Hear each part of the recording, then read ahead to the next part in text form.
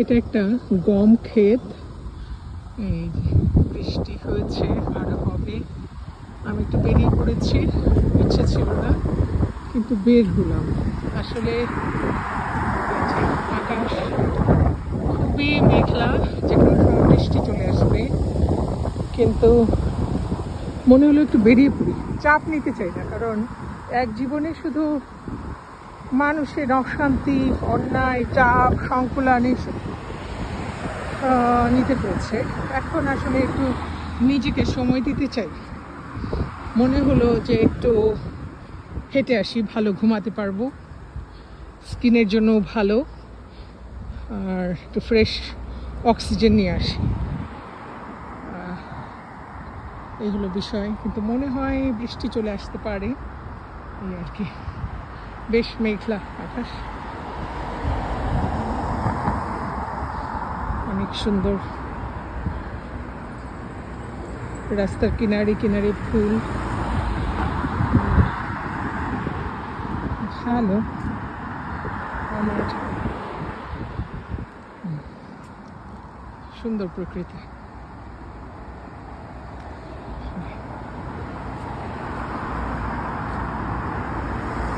হয় কি, মেয়েরা বিশেষ করে আপোষহীনভাবে অন্যের জন্য সমস্ত জীবনটাকে দিয়ে দেয়, একটু একটু করে, আজ না কাল, কাল না পরশু।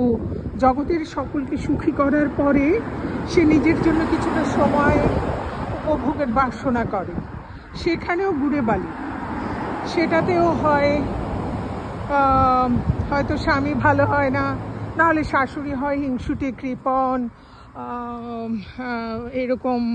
বিয়ের পরেও ছেলের বউ চেঞ্জ করতে চায়, এই ধরনের মহিলারাও আছে। তো সেই জন্য মনে হয় যে আসলে নারীরা খুব ঠকে যায়। অন্যের কারণে তো ঠকেই, নিজেরও কিছুটা কারণ আছে। এরা হলো নিজেকে উৎসর্গ করে দেয়, যারা ভালো তাদের কথা বলছি। আর যারা একটু চালাক, সঙ্গে একটু কপটতাও জানে, তাদের বিষয়টা না বেশ আলাদা। নারীদের তো আসলে প্রকৃতি, নারীরা ওরা মানুষকে ঠকালে ওর বা কতটা ঠকাতে পারে। কিন্তু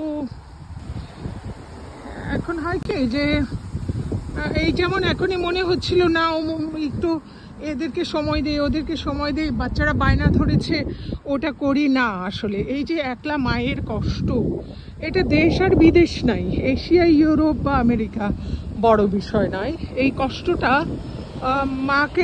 একলা মাকে বিশেষ করে সারাটা জীবনই বহন করতে হয়। তো সেই জন্য মনে হলো যে না, একটু বেরিয়ে পড়তে হয়, পড়তে জানতে হয়। এই জন্য ওদের সমস্ত বাসনা, এই যে সন্তান ছোটবেলায় মাকে মান্য করে না, মানতে চায় না, ওরা কিন্তু বড় হয়েও মানে না, অবাধ্য সন্তানই হয়, এটা আমরা দেখেছি। তো সেই জন্য বলা চলে এক কাপড়ে বেরিয়ে পড়েছি, তোয়াক্কাই করিনি যে আমার চুল আঁচড়ানো কিনা, কিংবা আমার পোশাক ঠিকঠাক মতো আছে কিনা। আরে শরীর ঢাকলেই হলো, কোনো রকমভাবে একদম রুমের ড্রেস পরেই বেরিয়ে পড়েছি, শহর চড়ে বেড়াচ্ছি। এই যে প্রকৃতি, এখানে গ্লোমা রিভার, এই গ্লোমা নদীর পাড় দিয়ে হাঁটবো ঘন্টাখানেক হেঁটে, তারপরে চা কফি কিছু খেয়ে তারপরে বাসায় ফিরবো, এরকম আর কি। বাসায় ফেরার আগের যে তৃপ্তি বা প্রশান্তি, সেটা প্রকৃতি থেকে নিয়ে যাব। কে আমাকে প্রশান্ত করবে? এই সন্তান আমাকে প্রশান্ত করবে, আর অমুক আমাকে প্রশান্ত করবে, তমুক আত্মীয় আমাকে সিম্প্যাথি জানাবে, এসবের ঊর্ধ্বে উঠে যাওয়া উচিত। কারণ এই প্রত্যাশা করে করে একটা জীবন ঝরে পড়ে আসলে, এটাই বলবার আর কি। তো সেই জন্য মনে হলো যে না, আমার ঘরে রান্না আছে কি নেই, আমার এইটা করতে হবে কি না, না আমাকে মানলে একেবারে পুরোটুকু মানতে হবে, আর না হলে পরে আমার স্বাধীনতাটা আমাকে খুঁজে নেওয়া কর্তব্য। এই যে বেরিয়ে পড়েছি, একেবারে উপরে কোট, নিচে হলো এরকম ইন্ডিয়ান ড্রেস, তো উপরে আকাশ তো সকলেই, এই যে এরকম সুন্দর একটা প্রকৃতি, একদম আমার মনের মতন সাজানো গোছানো পরিপাটি একটা প্রকৃতি। তো সেই প্রকৃতি যে এত সুন্দর সেজে বসে আছে আমার মনের মতন করে, আমি কেন প্রকৃতির সান্নিধ্যে যাব না? আমি কেন যা আমি পছন্দ করি না সেখানকার ভেতরে অবস্থান করি, আবার আমি চাইছি আমার মনের মতো হোক সব কিছু।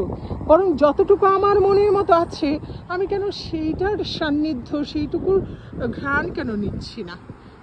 এটাই আসলে বিশেষ করে নারীদের উদ্দেশ্যে বলবো, এই আগামীকাল সুখী হব সেই চিন্তা না করে আজ যতটুকু আছে সেটা নিয়ে সুখ খুঁজে বের করে হলো উপভোগ করা উচিত।